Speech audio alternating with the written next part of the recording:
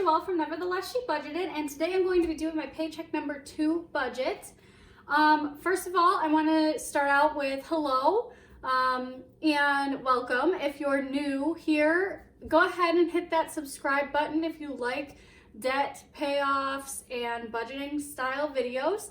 I personally really enjoy doing them, so everybody that joins me, I really enjoy your company. So if you're a returning subscriber, hi again, and I'm super excited to have you guys here with me as well. Anyways, so let's just get straight into this. For my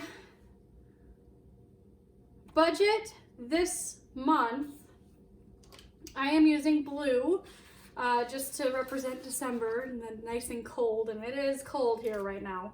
So for this, it is covering the 16th through the 31st of December. It is covering the 16th because we get paid on the 15th normally, but it's covering the 16th because I'm trying to use the first half of the month's paycheck, so paycheck number 1, to get me all the way through the 15th. That way I'm not stretching this budget too closely, if that makes sense. So that's kind of where my head's at for this. So first of all, I'm just going to go ahead and I will speed you guys up through this, but I will go ahead and fill in all of my categories, and then I'll get you zoomed in so we can start actually budgeting.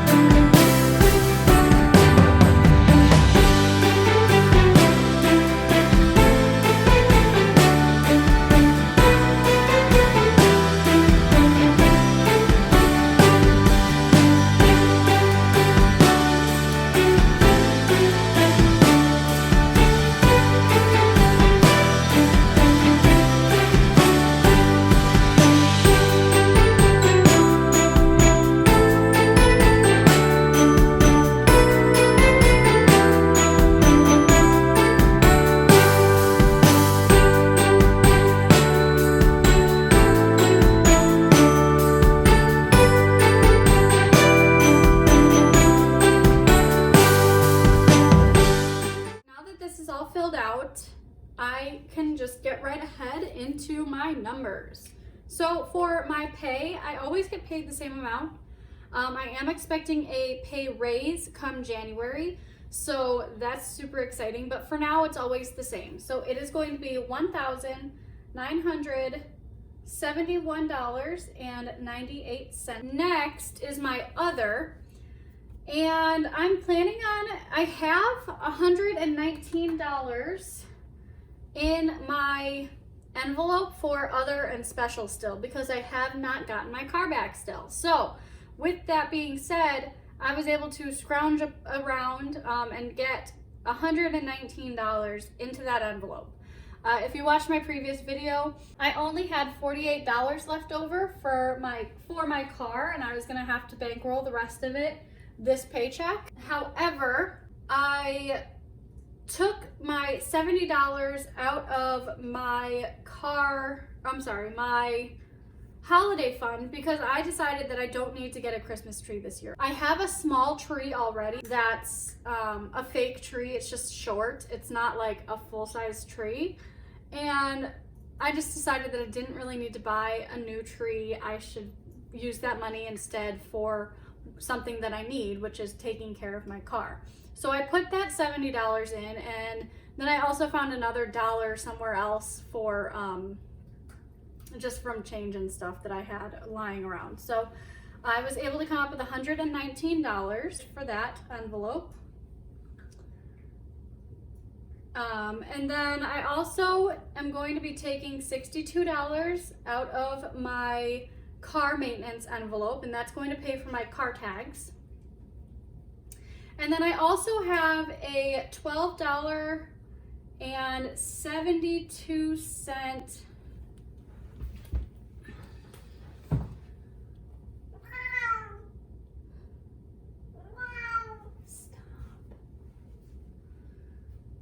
72 cent credit for my Amazon card, so I can use that for my Amazon to sort of just pay off a little bit of extra stuff.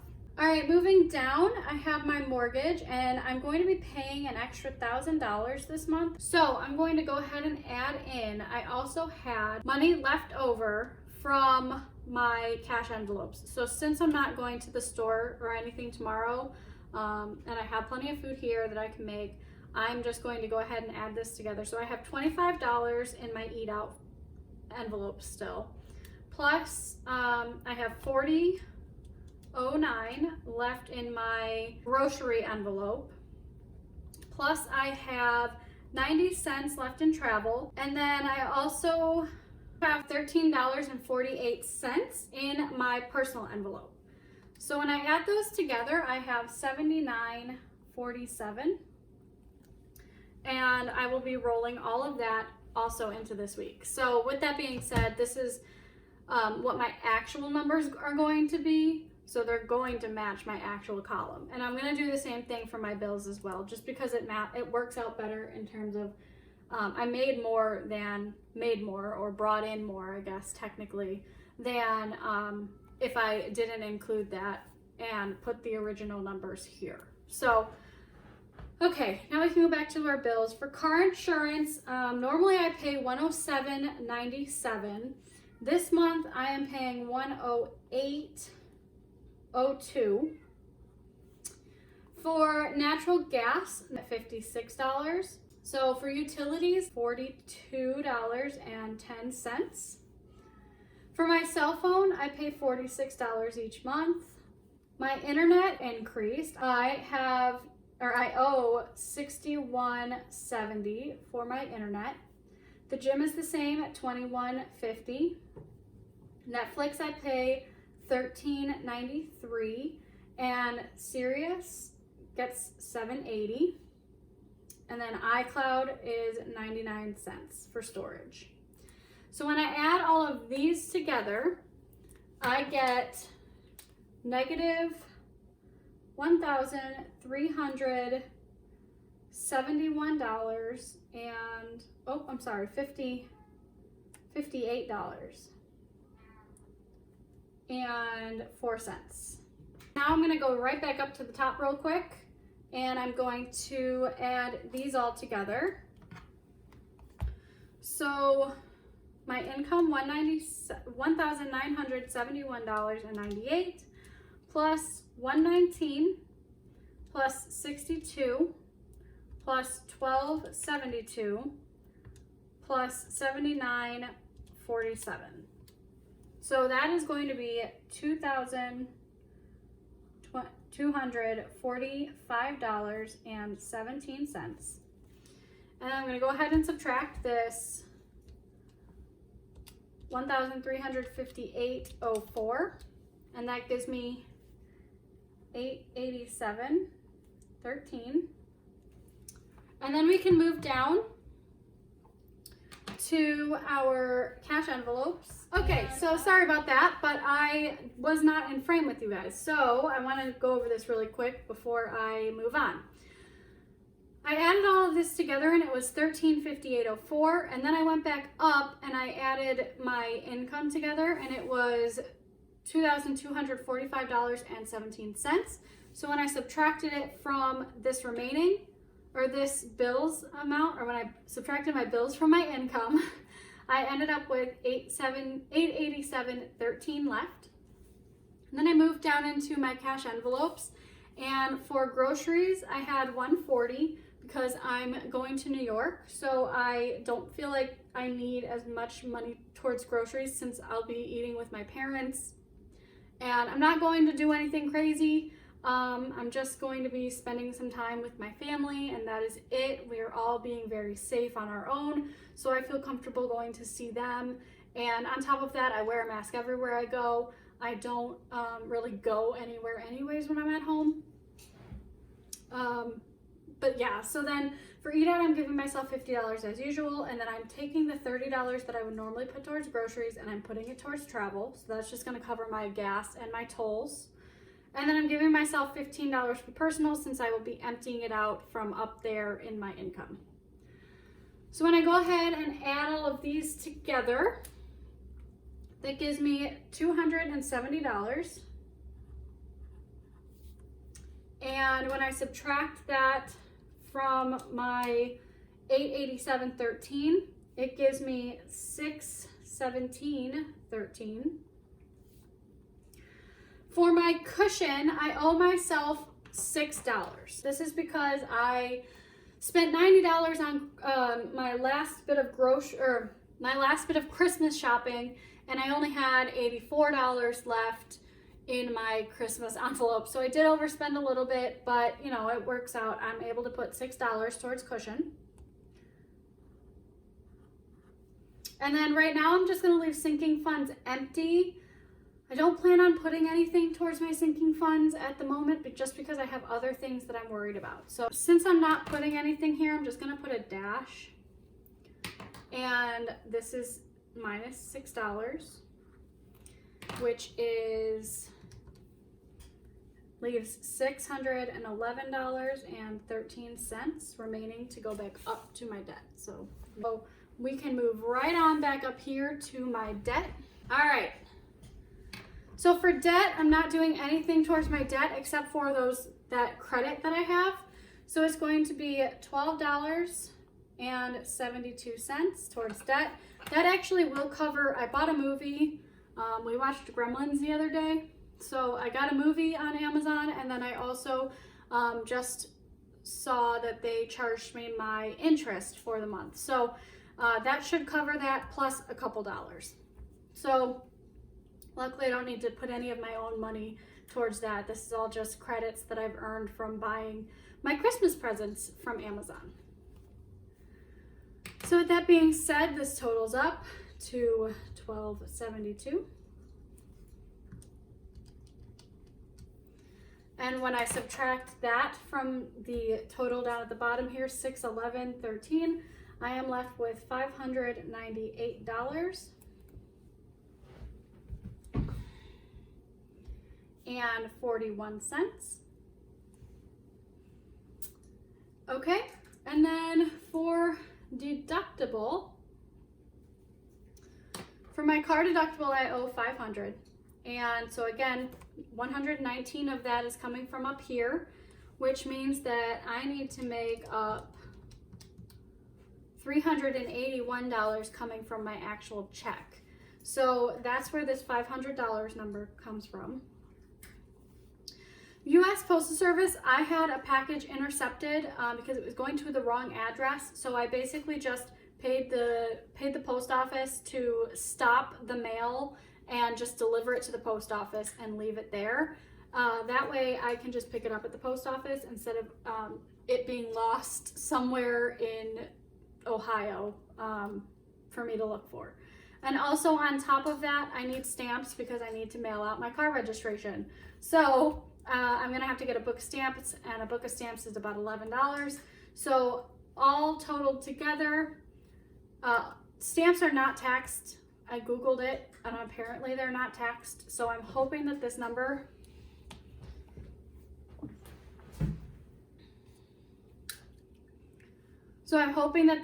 is correct, but if it is, then what I'm going to need to use towards UPS is going to be $33.07. And honestly, $22.07 is what it costed to intercept the package. I don't know if it was worth it, but at least I know where the package is, and I know that I will get the package. So there's that reassurance, I guess. And it already actually deducted out of my checking account. So it's actually out of my cushion at the moment, but I'm just counting it as U.S. Postal Service because I don't want to have to worry about it. And I'm just gonna put it all under one category so that the math works out well for me. And then for car tags, I put the $62 up there for my car tags. So therefore, my actual car tag amount is going to be $61.42. And when I didn't finish this. $61.42. And so when I add up these three here, I get $5.94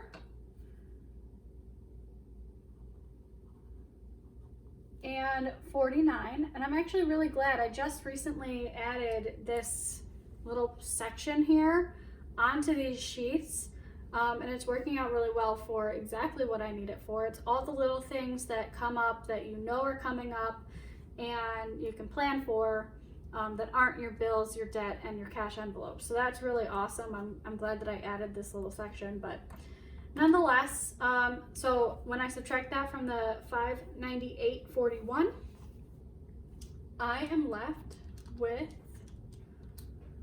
$3.92. And normally I do a zero-based budget. I am going to leave that in my cushion for now.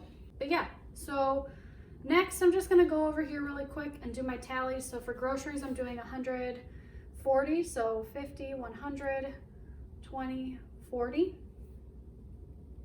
For eating out, I give myself 50, so 20, 40, 50. Personally, I'm giving myself $15. And sinking funds, I'm not doing anything. I'm gonna leave the $6 in my cushion. I'm gonna leave $11 in my envelope for the Postal Service. I've already written a check for my car tag, so I'm not going to be pulling the cash out. However, I will stuff my car deductible. And I think that's it. So that's all I'm going to pull out is the 500. So I'm just going to pull out, I've got 119, so it's 381 is what I'm going to have to pull out in cash. So I'm going to do 300s, 350, 370, 380, and 381. So that should be it. So I'm gonna have $1 here, 5 here, 15, oh nope, 30, 20, 40, 60, 80, 100 and 20s, 150 and 50s, and 300 and 100s. So when I add all that together, that gives me $586 that I will be pulling out of my bank account when I get paid. You notice down here at the bottom, I did not fill out my sinking funds, but that's just because I'm not doing anything towards sinking funds this month. If for some reason I get any extra money, I will probably put it towards my pet sinking fund. That's kind of the one that I want to address the most right now, just because Miss Pebbles Bean has not gotten much better that I can see. So I want to start putting a little bit more money towards my pet sinking fund so that I can take her back to the vet and get her fixed up nice and right. That is all for this video. And I really hope you enjoyed this. Like I said, I enjoy doing these videos. So you guys have a great rest of your week. And I think that's it. So bye everybody.